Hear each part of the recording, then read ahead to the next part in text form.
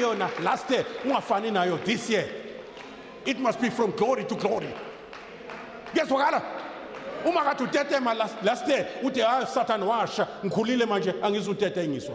Into kade ngitetemisa last year. That is the power of the Holy Spirit.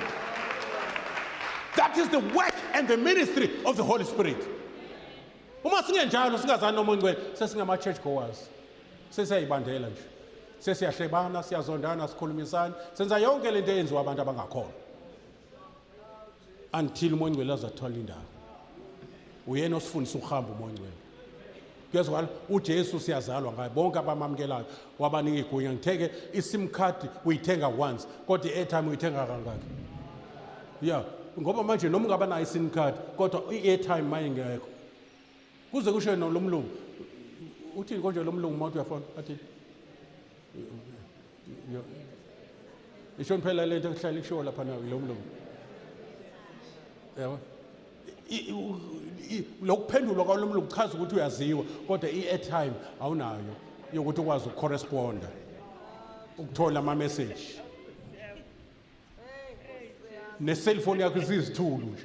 Dawu ungazoyiblame uthi kade ngithengele i-airtime nje amini ngithengele i-SIM card. No, thenga ne-airtime. I-SIM card imele wena wamukela uJesu. uJesu is a once off.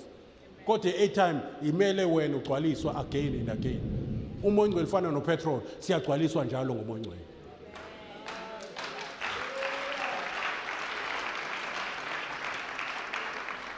Yabo? Uma umoya ngcwele ethatha indawo kubantu abasha uphila impilo yobungcwele bekhona abantu bedla izono phambi kwakho. Uba uJosepha wenza ukuzogcina. Ubaleka kusala ibhantshi.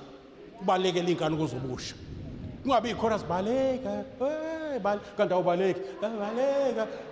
Mawusathana anandaba nokubaleka ngechorus. Ufuna ubaleke literally. Makubiza ukuthi ushintshe iphone number uyishintshe. Makubiza ukuthi ushintshe iflat ohlala kuyo. Uhlale esho mama